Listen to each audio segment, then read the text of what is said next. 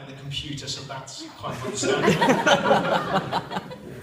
I think the wedding's going really good today, so I've guaranteed my brother that I'll ruin it for them for the next couple of minutes. So, now to start with, I do, believe it or not, actually love my brother, and I'm very proud of him and the things he's achieved, and I know he's going to continue to make me proud and achieve even more in the future. But that's not to say he's full, that's far from it. Anyone who's here has ever tried to borrow money off James will know where I'm coming from. I've had an easier time trying to set fire to water than borrow money off him.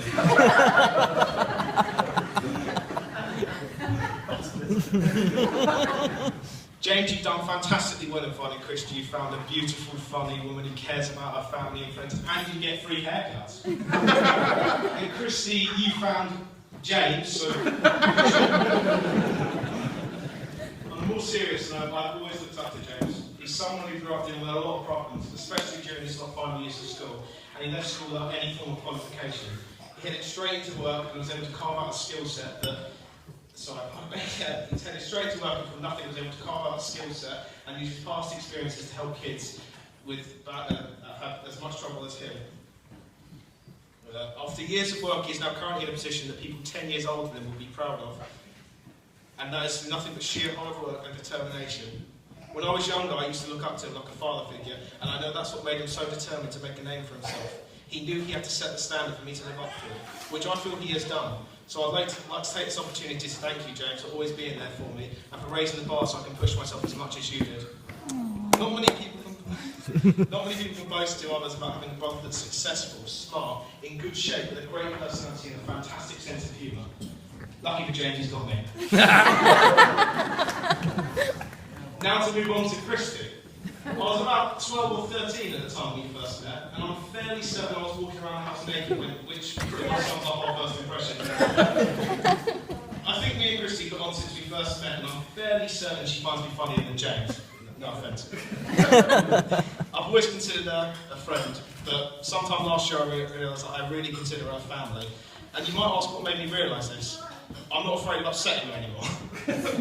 Now that may sound like I don't consider her family at all, but that's the opposite. I now see Christy as so close to me that I know no little small squabble or little issue is going to break that up. I've always had the opinion that you can't choose your family, but you can choose to treat people like family, and that point is perfectly demonstrated with Christy.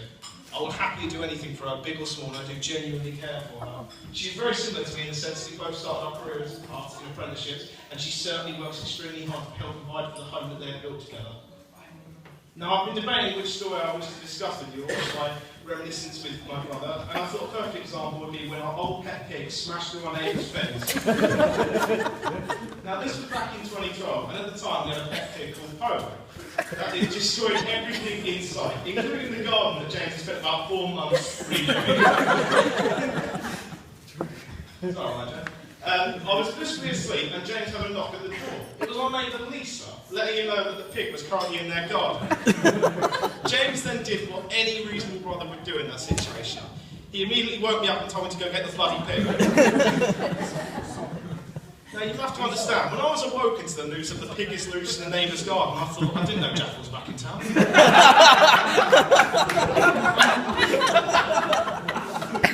I hopped out of bed into my ways and headed outside with James. It was like a scene from a horror movie. There was broken fence everywhere and mud, and a strange pig-shaped hole in the neighbour's fence. We looked at each other, and I called out to him, Polo, to which I heard a strange oink sound, and then he charged back through the same hole, creating an even bigger gap. And let me tell you, this fence was painted green, so he was completely covered in green paint. So, dyed completely dark green, the Incredible Pork, would you believe it?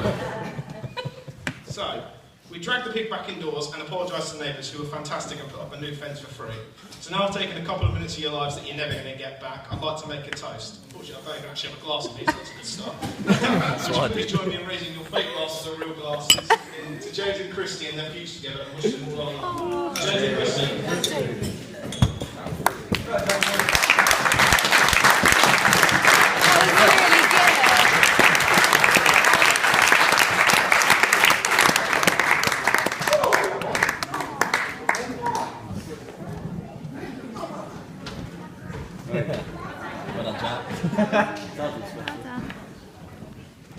I was all cocky and confident that might taste my speech, and I turned into a bit of jelly.